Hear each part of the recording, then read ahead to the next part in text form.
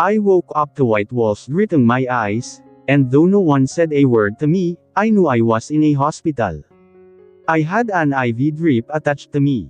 I blinked and glanced around, spotting Satcher in a corner, seated on a chair and engrossed in his cell phone. It was probably his way of warding off boredom while waiting for me to awaken. Satcher, sambit ko sa pangalan niya. Napatingin siya sa akin. Anong nangyari? Bakit ako nandito sa hospital? Kunot-noo kong tanong sa kanya. Christel, glad you're finally awake. Nakangiting sabi niya, ibinaba niya ang cellphone niya ay lumapit siya sa akin. Kanina, I went to Montreal Conglomerate, pupuntahan ko sana si Gray, but I saw you seemingly crying out in pain in the parking lot just as I parked my car. Thankfully, I managed to catch you before you fell completely. Gray. Nang narinig ko ang pangalan ni Gray, naalala ko bigla ang mga nangyari mula nang narinig kong nag-uusap sila ng mommy niya at nalaman ko na nabuntis niya si Sophie. Sinugod ko si Sophie kaya ito nagdudugo, hindi ko sinasadya ang nangyari, nadala lang ako ng galit ko at ewan ko kung bakit nangyari yun sa akin. I'm not a scandalous woman. I still remember Gray's angry eyes as he stared at me and said he wouldn't forgive me if anything bad happened to Sophie. Just thinking about it made every corner of my eyes warm with tears. Don't worry, the doctor assured, everything seems fine. We're just waiting for the results of a few laboratory tests. Tuldok. Sakar's concerned voice broke in, why are you crying? Gray is ending things with me, I choked out, tears streaming down my face. He doesn't want me anymore because of Sophie. They betrayed me, both of them. Gray got Sophie pregnant, and now he doesn't want me because he's having a child with Sophie. Napakasakit. Namimigat ang dibdib ko habang sinasabi ko ito kay Satcher. Bumangon ako pero nanatiling nakaupo sa kama para hindi mas lalong mamigat ang dibdib ko. As I uttered those words, I felt an overwhelming sense of betrayal and heartbreak. Each syllable weighed heavily on my soul, unveiling the painful truth that my trust had been shattered by those closest to me. Tears streamed down my face, carrying with them a mix of anguish, disbelief, and a profound sense of loss for the love and loyalty I had cherished so deeply. Anong sabi mo? Buntis. Awang labi si Satcher. I watched Satcher visibly swallow, his Adam's apple rising and falling with the motion. Maya-maya lang tuluyan akong napahagulhol sa pag-iyak. Tumabi naman si Satcher sa pagkakaupo ko. Inilagay niya ang kamay niya sa balikat ko na parang sinasabi niya na nandito lang siya. Hinayaan ko ang sarili ko na umiyak, tahimik lang si Satcher. Tumigil din naman ako nang napagod na ako at medyo nanakit na ang mga mata ko sa kakaiyak. Christel, take a moment, he urged gently. Could there be a chance you've misunderstood? Are you absolutely certain that Gray is the father of Sophie's pregnancy? I heard it loud and clear. He told his mom that he's going to end our marriage because Sophie needs him, because she's pregnant. If he's not the father of Sophie's child, why would he break up with me? That Sophie is such a flirt. She wants to come between Gray and me. Tears welled up, but I glanced at Satcher and remembered something. This is your fault, Satcher. If you hadn't ignored Sophie, this wouldn't have happened. Ikaw sana ang nakabuntis ngayon kay Sophie. You should have kept Sophie away from Gray. What do you have against Sophie anyway? Napakaganda naman niya. Tila naman napaurong si Satcher sa sinabi ko. Hindi ko kayang bigyan ng kahulugan ang nakikita ko sa mga mata niya. Satcher is sometimes good in hiding his emotion. He's a quiet person, often lost in deep thoughts. He's not one to socialize much and prefers solitude. He's incredibly kind, yet sometimes I can't help but wonder if there's a hidden darkness within him. It's like he's nice, but there's something simmering beneath the surface. Forget it. Why am I thinking this way about Satcher? He's just a kind person. Pero sa kabaitan niyang taglay, hindi ko mapigilan ang mapatanong, paano kaya siya magalit? Yung sumasabog na talaga siya sa sobrang galit. Maya-maya lang, napalunok na naman siya. I'm sorry. Don't worry, aayusin ko ito. Sa ngayon, magpahinga ka muna habang hinihintay mo ang laboratory results mo. Aalis muna ako sandali. Babalikan din kita dito. I nodded at what he said. Even though I needed someone to be with me now, I couldn't force him to stay and not leave me. Perhaps where he needed to go was truly important. How would he resolve my problem now? Would he convince Gray not to leave me? I could accept Gray and Sophie's child. Ganyan ko kamahal si Gray. I walked happily towards the entrance of Gray's family company. A wide smile was on my face. I was confident that Gray wouldn't leave me once he found out about my condition, that I was pregnant just like Sophie. Pero napatigil ako sa paglalakad ko nang narinig ko ang boses ng isang babae na kausap ang receptionist at hinahanap nito kung saan ang opisina ng asawa ko. Napalingon ako sa babae. Maganda ito, matangkad dahil hindi naman ito Pinoy kundi isa itong foreigner. Naiinis ako sa isipin na hinahanap niya si Gray kaya napahakbang ako palapit sa kanya. Excuse me, miss, why are you looking for Mr. Montreal? Who are you to him? Are you friends? Hindi ko mapigilan at napataas ang kilay ko. I'm annoyed at the thought that she's looking for Gray. Is she one of those women chasing after my husband? Hinagod naman niya ako ng tingin mula ulo hanggang paa. Saka siyang umisi nang ibinalik niya ang paningin niya sa mukha ko. Hindi ko alam kung ano ang iniisip niya. Kung negative ba yun o positive. Height lang naman ang lamang niya sa akin. Sigurado naman ako na mas maganda ako kaysa sa kanya. No, we're not just friends. We're more than that. And who are you? He raised an eyebrow as well. More than that. Ang kapal ng mukha ng higad na ito. Sumasakit na nga ulo ko kay Sophie, wag na siyang dumagdag. I am Christelle Alexa Montreal, Gray's wife, pagmamalaki kong sabi, taas noo ako. Inilahad ko pa ang kamay ko sa kanya. Hindi niya tinanggap ang pakikipagkamay ko kaya binawi ko na lang ang kamay ko. Awang labi siya, na parabang hindi halos makapaniwala sa narinig. Maya-maya lang, napatawa siya. At hindi ko nagugustuhan ang klase ng tawa niya, para kasing iniinsulto niya ako. You're kidding, right? You, Gray's wife. That's probably the funniest joke I've ever heard in my entire life. Gray, getting married. That's absurd. There's no way he would trade his first love for someone like you. You're just ordinary, nothing special to make Gray want to marry you. Ang sarap tirisin na parang pigsa ang babaeng ito. Kung makapagsalita, akala mo naman ganun kagandahan. Hey, miss, believe me, Gray really married me. I could even show you our marriage contract if I have to. Okay, fine. You're Gray's wife. I really don't care. Anya. Anyway, I am Margaret, Gray's ex-girlfriend, live-in partner and F*** body. I just came here to visit him since I am having my vacation here in Philippines. Margaret. Ito pala si Margaret. Napagpasyahan muna naming dalawa ni Margaret ang pumunta sa isang coffee shop na malapit. Wala pa daw kasi ang pareho naming pinupuntahan sa opisina na si Gray. Saan kaya nagpupunta si Gray? Wala din siya sa penthouse. Nasa kay Sophie kaya, pero sinabi na sa akin ni Sacher na okay lang naman daw ang kalagayan ni Sophie, hindi daw ito nakunan. At ipinagpasalamat ko naman na hindi nakunan si Sophie. I really can't believe Gray decided to get married at the young age of 26. I always thought he would marry when he's 40 or maybe never get married at all.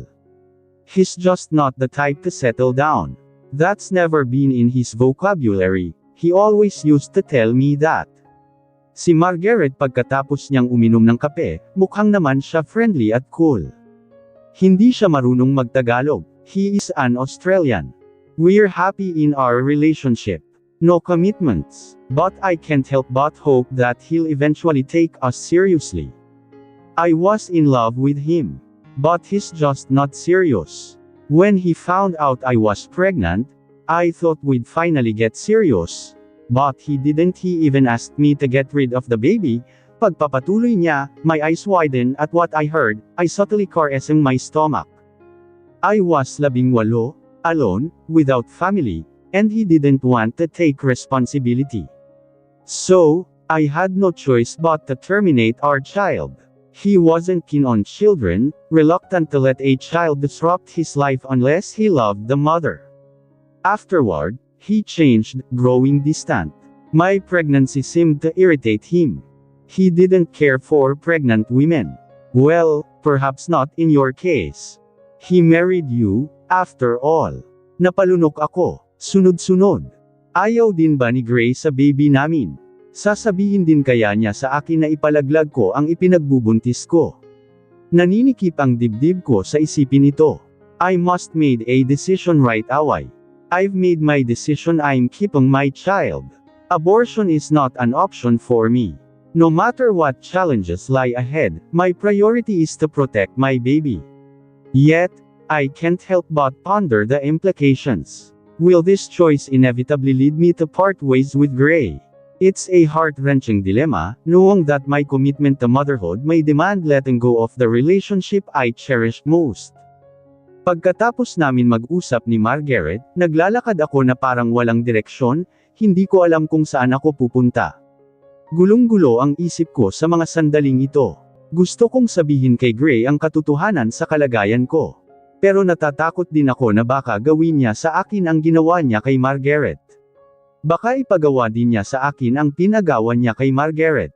Ayaw kong dumating sa punto na ipalaglag ni Gray ang anak naming dalawa.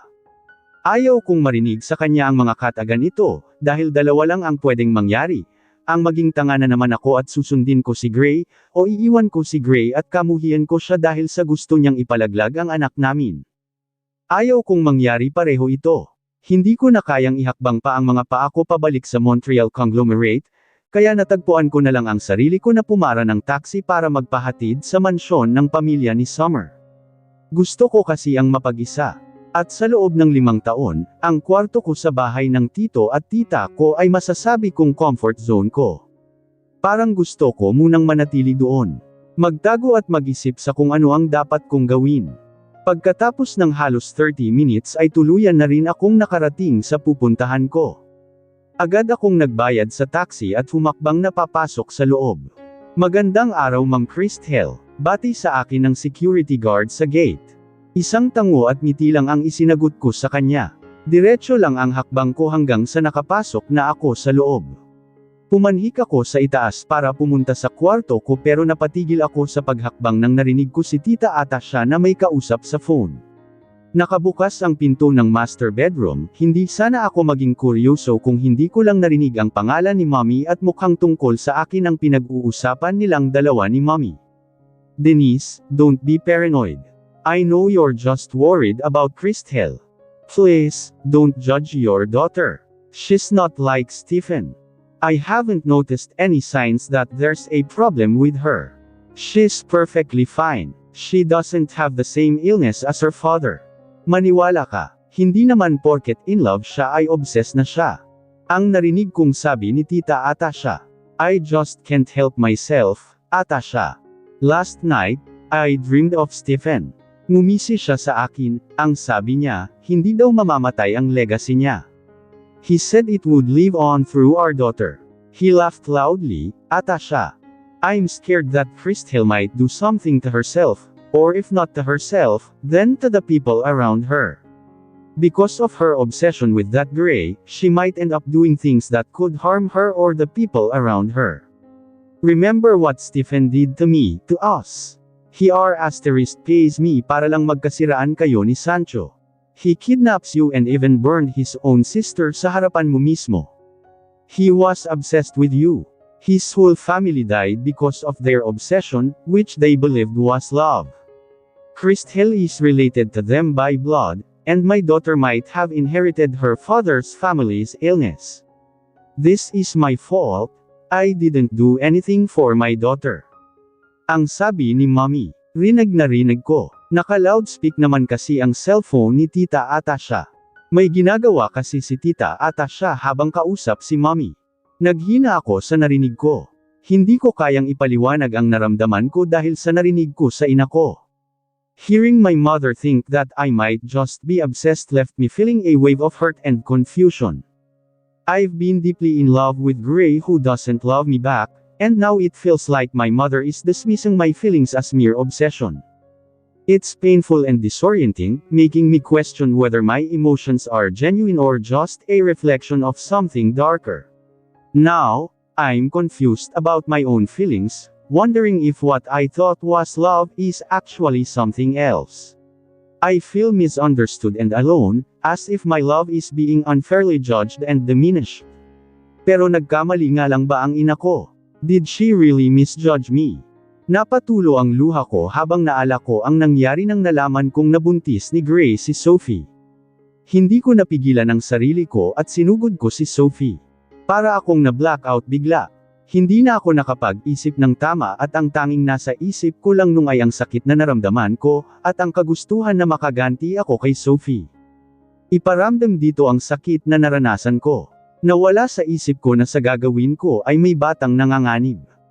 Is this a sign that I am obsessed with Gray? Na may sakit na talaga ako sa pag-iisip. Tears flowed incessantly down my cheeks, a relentless cascade fueled by a tumultuous blend of emotions. My chest constricted, as if caught in a vice of conflicting feelings, leaving me gasping for air, struggling to find calm amidst the storm within. Dahil sa pinaghalong emosyon at sama ng loob kaya nabitawan ko ang bag ko dahilan para makalikha ako ng ingay, dahilan para mapatingin sa bungad ko si Tita Atasha. Nanlaki ang mga mata niya. Pero mabilis din niyang agad tinapos ang usapan nilang dalawa ni Mommy. Christel, mabilis akong dinaluhan ni Tita Atasha. Iginiya niya ako papasok sa kwarto, nagpatianod ako sa kanya, pinaupo niya ako sa kama.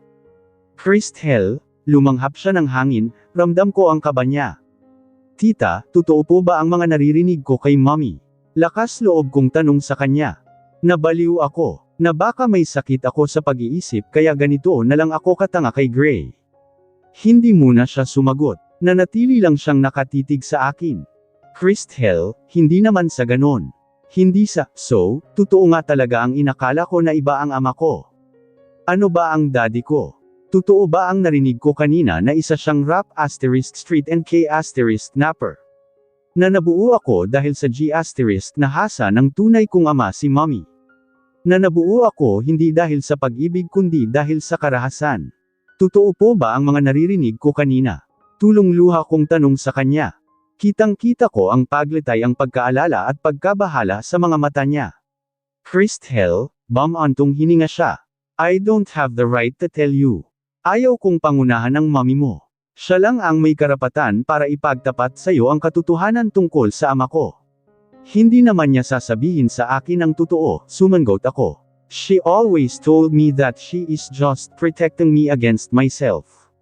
How will understand her, kung hindi niya ipapaliwanag sa akin ang kinatatakutan niya? Niloko at pinikot ko lang naman siya. Hindi naman talaga totoong may nangyari sa amin kaya galit na galit siya sa akin. Mangiyak-ngiyak kong sabi, he had requested that we part ways, but I couldn't agree. I concocted various reasons in my mind for why Gray wanted to end things with me.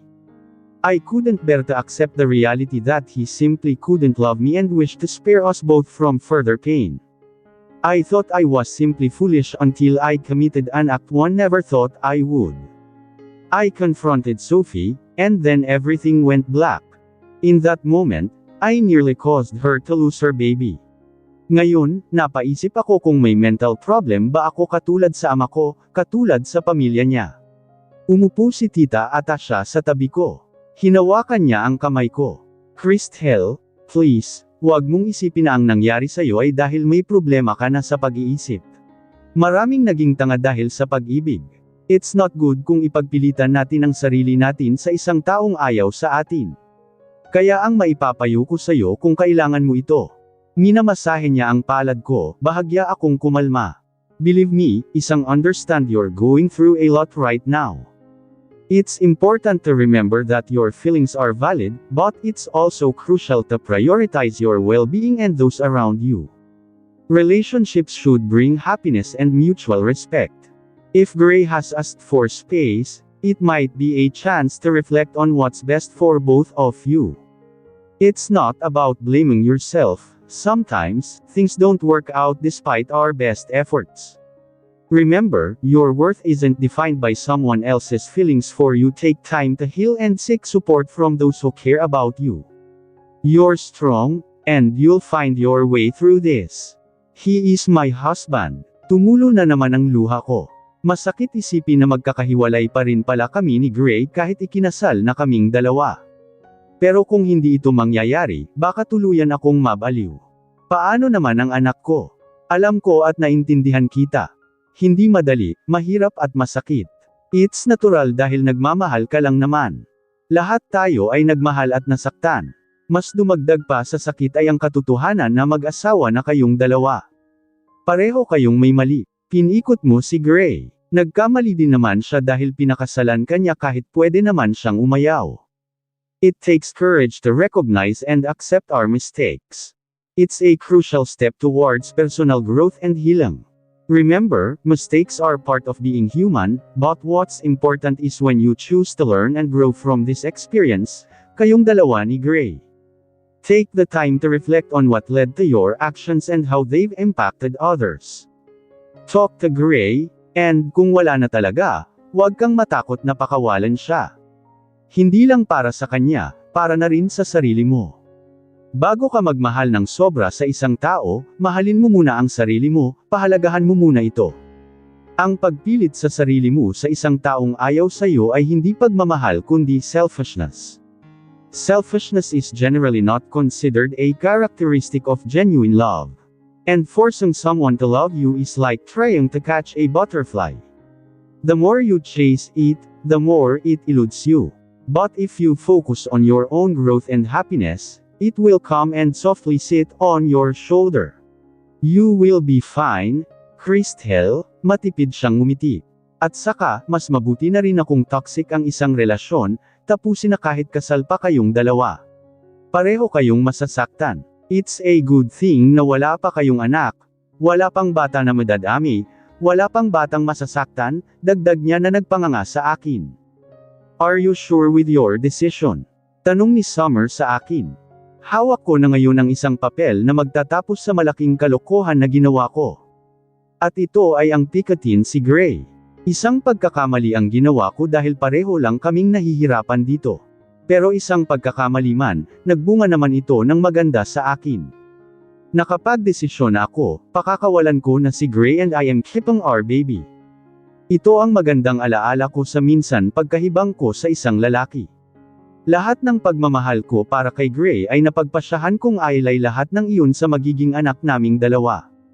Napatingin ako muli sa papel. As I saw the annulment papers filed, a tumult of emotions flooded over me. There was pain, a deep ache in my chest, mingled with sadness and a faint sense of relief. It was as if a heavy burden had been acknowledged, a step towards a new chapter in my life, yet the heaviness of heart persisted, reminding me of the intricate emotions still to be unraveled in the days ahead. Napatingin ako kay Summer pagkatapos kong titigan ng ilang minuto ang papel. Sinisiguro kong ito na ba talaga ang desisyon ko. At sigurado na ako ngayon. Oo, sigurado na ako, Summer, nakangiti kong sagot sa kaibigan. Ngumiti si Summer sa akin. Sa kanya ako nang niyakap. Niyakap niya ako ng mahigpit. Nag-init ang bawat sulok ng mga mata ko sa ginawa niya. Hanggang sa hindi ko na napigilan at tuluyang napatulo ang luha ko. I am still in pain pero magaan yung pakiramdam ko. Ito pala ang gaan ng pakiramdam pag alam mong may ginawa kang tama hindi lang para sa sarili mo kundi para sa isang tao rin. Na kahit nasasaktan ka, pero masaya ka dahil magaan yung pakiramdam mo. I am so proud of you. Hindi madali ang bumitaw pero ngayon, gagawin mo ito. Nakangiting sabi ni Summer sa akin. Thank you. Hanggang sa humakbang kami Summer para umalis na sa law firm kung saan ako kumuha ng maging abogado ko. Tito Sancho advised me na si attorney Kendrick Montenegro daw ang kukunin kong abogado, wag daw ang anak na si attorney Kenneth Montenegro na siyang advice sa akin ni Savvy. Kaibigan daw kasi ni Savvy at Gray ang anak at baka matulad lang daw sa nangyayari sa annulment ni Savvy and Angela na hindi natuloy dahil kay Savvy na kinausap ang kaibigan. Although, impossible naman na pipigilan ni Gray ang annulment namin, sinunod ko pa rin ang payo sa akin ni Tito Sancho. So, saan tayo? Tanong ni Summer sa akin. Gusto kong mag-enjoy. Ano ba ang magandang gawin? Food trip. Favorite mo ito. Mahilig ka sa pagkain, nakangiting sabi ni Summer. Agad akong tumanggi. Dahil sa pagbubuntis ko kaya masyado akong mapili sa mga pagkain. I don't want Summer to know about my pregnancy. Wala pa kasing nakakaalam tungkol sa pagbubuntis ko. I don't want anyone to give their opinion about my situation. Baka mas lalo lang magulo ang utak ko and it will affect the decision that I already made. If you cry for Gray now, it doesn't mean you're weak, it means you're hurting. I know you, and I know you want to cry. It's better if you let it out to lighten the burden on your chest. It's okay to cry today, tomorrow, next week, or until you're tired of it. What's not okay is chasing after my cousin and making a fool of yourself over him again. Sa sinabi ni Summer, hindi ko na napigilan ang sarili ko at tuluyang tumulo ang luha ko. Wala akong sinasabi, hinayaan ko lang na tumulo ang luha ko. Ilang minuto din akong ganito saka ko pinunasan ang luha ko. Are you okay now? Tanong ni Summer sa akin pagkatapos kong panasan ang luha ko. Do I look okay? Hindi. But soon, you will. Hinawakan ni Summer ang steering wheel. You need a complete makeover. Sabi nila ang kadalasan daw ginagawa ng isang babae pag broken-hearted ay nagpapaganda. Pinatakbo ni Summer ang kotse. So, sinasabi mo na pangit ako? Pabiro kong tanong kahit sumisinghot-singhot pa talaga ako. Magkahawig tayong dalawa kaya maganda ka. What I mean, yung mas maganda ka kaysa ngayon. Para pagpupuntahan mo na si Gray para papermahan sa kanya ang annulment paper niyong dalawa. Makita niya na hindi ka haggard, iba ang ore mo at preskong-presko ka na parang bagong pitas na prutas. Napangiti na lang ako sa sinabi ni Summer. Dumaan nga kami sa isang salon. Hindi ko na masyadong pinaayos ang buhok ko baka makakasama pa sa baby ko ang mga chemicals. Pinagupitan ko lang talaga ang mahaba kong buhok at pinaikli ko na ito na hindi man lamang umabot sa balikat ko. Natural chocolate brown ang kulay ng buhok ko kaya hindi na ako nagpakulay pa ng buhok. Pagkatapos namin pumunta sa salon, dumiretso kami pauwi ni Summer sa mansyon ng pamilya niya. Nasa loob kami ng kwarto niya, ewan ko pero trip namin tignan ngayon ang scrapbook na ginawa niya noon. Pareho kaming gumagawa ng scrapbook noon. Every year from our 8th birthday, sa edad na ito kami nagiging sobrang close, hanggang sa 18th birthday namin ay nagpapadala kami ng picture sa isa't isa na may kasamang letter. Trip lang namin ito, at pareho namin inilagay ito sa isang scrapbook as a remembrance. Diba, nagpapadala ako sa iyo ng picture ko nung 15th birthday ko, bakit hindi ko nakita ang picture ko dito? Tanong ko kay Summer. Ilang beses, ko nang binuklat itong mga scrapbook na ginawa niya. Si Shechar. Pwede din si Gray, kilala nila ang albularya ito. At kung magtatanong si Gray sa akin kung bakit gusto kong malaman ang tungkol sa albularya ito, sasabihin ko sa kanya na gusto mo siyang alisin sa isip mo. Puro ka biro, pinapatawa lang kita, pero may naririnig talaga ako na ganyang albularya. Hindi lang ako sigurado kung totoo ba o hindi. Pero ang totoo, gusto mo ba talagang kalimutan si Gray? Hindi ko siya agad nasagot. Nag-iisip pa ako. Oo, sigurado ako. Gusto kong makalimutan si Gray. Gusto kong wala akong maalala na kahit ano tungkol sa kanya. Kahit kaliit-liitan detalye tungkol sa kanya, pati na kung gaano ko siya kamahal. I wanted to forget everything about him na parang hindi kami nagkakilalang dalawa. Hurtful to consider that he might see me that way after everything we had experienced together. I couldn't shake the feeling that our relationship had drastically shifted. His words echoed in my thoughts, leaving me bewildered and sorrowful, especially knowing that he never loved me at all. Kinalma ko ang sarili ko. Dapat akong mag-focus sa kung ano ang dahilan kung bakit ako nandito at hindi sa kung ano ang mga sinasabi niya. Gray, I didn't come here to stir up trouble or confront you. I want us to clear the air and find common ground. Iba ang rason ko kung bakit ako nandito. Nakatitig lang siya sa akin, nakatayo lang ako sa harapan ng executive table niya habang nakaupo naman siya sa executive chair niya. Hindi siya nagsasalita but I know he just waiting for me to continue. Binuksan ko ang bag ko at may kinuha ako mula dito. Inilapag ko ang isang papel sa mesa niya. Ano ito? Kunot-noo siya. That's our annulment paper. I am letting you go. Ibinabalik ko na ang kalayaan mo, Gray. Nag-init ang bawat sulok ng mga mata ko, a painful ache reflecting the turmoil inside. Ending things with Gray, despite loving him deeply, felt very difficult. But I knew it was necessary to protect myself and find peace. The decision was heavy on my heart, each step toward closure bringing both sadness and relief. It was the only way to avoid more pain and bring calm back to our lives. Paper naming dalawa, at mabilis niya itong penermahan. Ang sakit na makita ang perma niya, pero hindi niya dapat malaman na masyado akong nasasaktan. Pagkatapos niyang pamirma, ibinigay niya sa akin ang papel. Agad ko naman itong kinuha mula sa kanya at isinilid ko ito sa bag ko. Malaya na ako. Malaya na rin si Gray. Malapit nang magwakas ang ugnayan naming dalawa. Pangako ko sa iyo, Gray, na hindi na ako babalik dito sa Pilipinas para hindi na magkakrus ang landas nating dalawa. At sana hindi ka din pupunta sa UK para hindi na tayo magkita pa. Sa'yo ang Pilipinas, akin ang UK, okay. Mas madali kong itago sa kanya ang anak namin pag hindi siya maliligaw doon. That's good, Christel. Pangako, hindi ako tatapak sa UK kahit kailan. Ngumisi siya, na parang pang-uyam sa akin. Hindi ko na pinansin ang reaksyon niya, kailangan ko nang umalis bago pa aalis sa katawan ko ang espiritu ng lakas ng loob at baka maiyak pa ako. I am buying time kaya aalis na talaga ako. Goodbye, Gray, hangad ko ang kaligayahan mo, ang sinabi ko. Tinalikuran ko na siya at humakbang ako palabas ng opisina niya. Lalabas na sana ako ng pinto nang, sandali lang napalingon ako sa kanya, laking mata ako dahil nakasunod pala siya sa akin at hindi ko napaghandaan ang susunod niyang gagawin. Mabilis niya akong naisandal sa pinto ng opisina niya. He is pinning me against the wall. Do you think you can forget me, Christel? Aniya na bahagyang napanganga sa akin.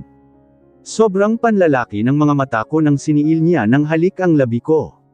His kiss lingered only for a moment, yet it was perhaps the sweetest one he had ever given me. That fleeting touch of his lips held a tenderness that made my heart ache with longing. It felt as if my emotions were betraying me once more, pulling me back into a tide of feelings I had tried so hard to resist. You can't forget your first kiss, Christel. You will never forget the first man who made your heart race, the first man who showed you the bliss of being cherished as a woman. Those moments, those feelings, will linger in your memory, etched deeply. You will never forget me, Christel. My presence, my touch, will stay with you always. Pabulong niyang sabi sa akin. Napaurong ako nang hinaplos niya ang kamay niya sa legs ko, parang may daluyan ng libo-libong boltahe ng kuryente sa loob ng katawan ko. Idagdag pa sa pagkatulala ko ngayon ay ang mga salitang nanulash sa labi niya. Nagdulot ito ng kakaiba sa akin na nagpabuhay ng isang masarap na sensasyon na siya lang ang may kakayahan magpabuhay sa kaibuturan ko. God! Anong nangyari? Magiging tanga ba ako muli? Sasayangin ko lang ba ang pagbangon ko ng kunti sa pride ko kanina? No, hindi. Hindi naman niya ako mahal. At gusto lang niyang gumanti sa ginawa kong pang-iinsulto sa kanya. Naapakan ko siguro ang ego niya. Hinamag ko ang sarili ko. Mabuti na lang hindi pa tuluyan umalis sa katawan ko ang espiritu ng lakas ng loob. Don't be so full of yourself, Gray. Do you really think I can't forget you? You're not that special. I can easily replace you with someone else, and I will. There are plenty of handsome guys in the world, many of whom are far more deserving of my love than you. I'm determined to move on, Gray, and find someone who truly appreciates me. You'll just be a distant memory soon enough, matapang kong sabi sa kanya habang nakatingin ako sa mga mata niya. Dumilim ang anyo niya at tumalim ang titig niya sa akin. You can't love someone the way you did to me, Anya. At pabiglang tinawid ang pagitan ng labi naming dalawa. Mapusok ang halik niya sa akin, na para bang sinasabi niya na pagmamay-ari niya ang puso ko habang buhay. At hindi ko nagugustuhan ang ginawa niya. Nasaktan ako. Nagagalit ako. Kaya gamit ang buong lakas ko, itinulak ko siya. Nang nakawala ako mula sa kanya, isang malakas na sampal ang pinakawalan ko sa kanya. Nabigla siya sa ginawa ko. Napatingin siya sa akin. Sinalubong ko naman ang matalim niyang titig sa akin. I hate you. Madiin kong sabi sa kanya. Matalim na nakatingin sa kanya ang namamasa kong mga mata. Napanganga naman siya at tila napaurong.